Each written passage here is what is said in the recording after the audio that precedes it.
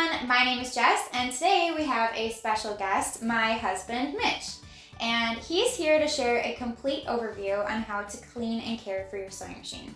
It's very important for beginners to learn right from the start how to take care of their machine so that way it lasts a long time and functions properly. So let's begin.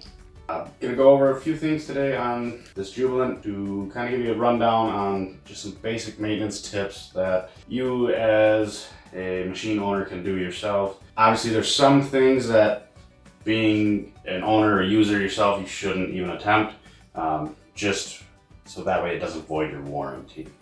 This is some of the easier stuff to do. Like I said, we're going to run down, give you an overlook, and go from there.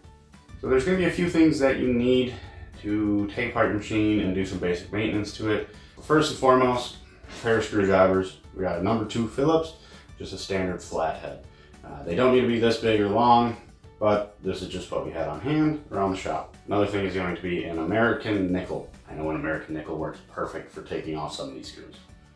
Another thing we have is contact cleaner or canned air. You can get this pretty much at any electronics store. Also, if you have an air compressor around the house, a little blow tip gun dealio, you can use one of those. That works a lot better, but this is just easier for demonstration purposes and we don't have to listen to an air compressor running. Next, we have sewing machine oil. As far as the oiling of your machine goes, I recommend you look in your owner's manual. Some machines you can, as the user, oil them yourselves. Other, they don't recommend it and recommend you take it to a professional, just so there's no issues with that. And the last 2 items we have are some aftershave. This works wonderful for taking any sort of adhesive, if you stick any tape or anything to your sewing machine, for removing it right that, and along with that, paper towel. First thing we're going to do is make sure the machine's completely powered off. Then we're going to make sure our presser foot is up and unplug all the electrical connections, the foot pedal, stuff like that, just to avoid any accidents. We don't want anybody getting hurt while doing this. This machine's pretty much new, hasn't been used for much, so it's not really going to be dirty, but I do have an accomplish on the floor that will give some what a machine looks like when it does get dirty. And we're going to take out the needle. Whenever you're servicing, it's always a good idea to take out the needle, replace it. If you don't know how to take out the needle and replace it, refer to the previous video in this series. Next, we're going to open up our accessory tray, take off our needle plate cover, our bobbin cover, whatever you want to call it. And we'll be removing our bobbin, setting that off to the side. As you can see, my bobbin case already came out. On the bobbin case, there is this little white arrow that is always going to need to line up in the general vicinity of this screw.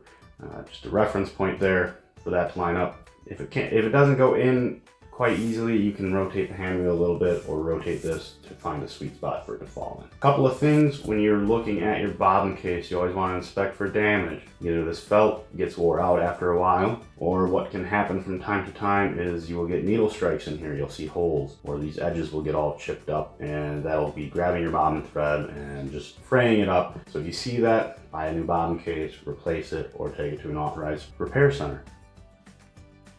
You can see this one's perfect condition. One more thing, when you are putting the bobbin case in, you always want to make sure the needle plate is on. Otherwise, if it is off, it'll throw off the timing of the machine. Pretty simple to fix that, but again, it will need to go to an authorized repair center.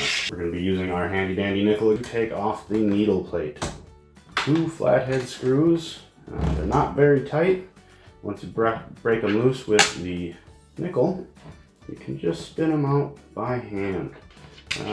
Just so you don't lose them, toss them back in the plate, set it off to the side.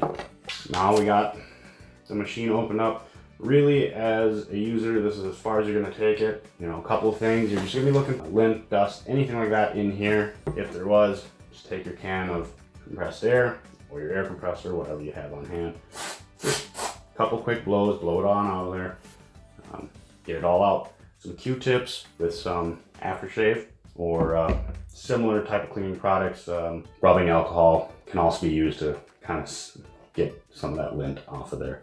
As far as oiling goes, refer to your owner's manual for oiling. Some machines, they do say that you can, as a user, oil them. Other machines, they don't want you to, just to prevent any possible damage. You're really only going to be looking for any moving parts, specifically metal moving parts, where metal on metal contact, that's where you're gonna wanna just put the lightest amount of oil.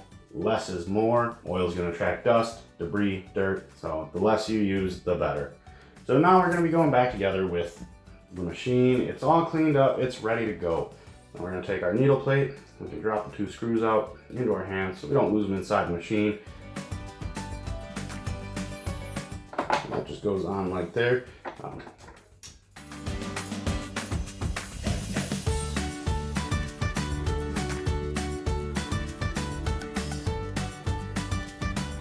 We're going to tighten up these screws. They don't need to be overly tight. Pretty much just run them down until they stop and give them a little snugging up. Another tip when you're taking off the needle plate, it helps to remove the foot just to get a little bit more access on the screws, because we're not working with a lot of room here. We're going to put our bottom case back in. Again, remember that little arrow and how it lines up with this screw. Just going to put the front edge in, and it should just snap in just like that. Next we'll put in our bobbin, accessory tray again. Take our needle plate cover, bobbin cover, whatever you want to call it. Let's slide that back on the machine. Bobbin thread around, cover back on.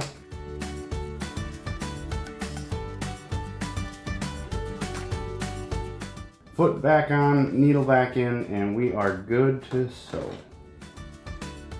This is our accomplished. I took the needle plate off screen. This one's a little bit dirtier than the last machine we were looking at, just to kind of give you an idea of what we're looking for. You can see there's dust and all sorts of debris, threads stuck down there. We're just gonna blow it out with some candy. Obviously, you're not gonna get all the debris out of there, but the more you get out of there, the better it's gonna be. Now that we got it blown out, just give your machine a wipe down. You got some dust and everything all over it. It happens. Now, as far as cleaning your machine, use your best judgment when deciding on when to take it apart a little bit and clean it yourself. If you're a frequent sewer, you just definitely clean it more often than somebody who only uses it for a few projects a year. At a minimum, every 9 months to a year, you're gonna wanna have this done. And realistically, every year you should be actually taking it into a service center to have the machine gone over and cleaned completely, taking off all the covers. That we're not gonna do here just because it's not recommended by the manufacturer unless you are trained in doing it. A few final tips as far as storing your machine goes. You always wanna store it someplace that's not in extreme temperature ranges, so not overly hot, not overly cold, so no attics in the summer or in the winter. Besides that, pretty much anywhere in the house is a good place to store it. Don't wanna keep it anywhere that's very dusty. They do make nice covers for these machines. I believe some of them even come with, you can always buy them from general sewing retailers. So all the information I covered here should be in your owner's manual. It might not be as in-depth as what I said. Some of it might be more in-depth. If you have any questions regarding your machine, I suggest you look there first. And then ultimately, if you can't find the information you're looking for there, contact an authorized retailer. They should have the answer for you. We hope you enjoyed this episode, and thanks, Mitch, for being here today. We only have one more episode left in this 30-day Learn to Sew series, so tomorrow I will share some tips on organizing your sewing area and some inspiration for future projects. I'll see you then.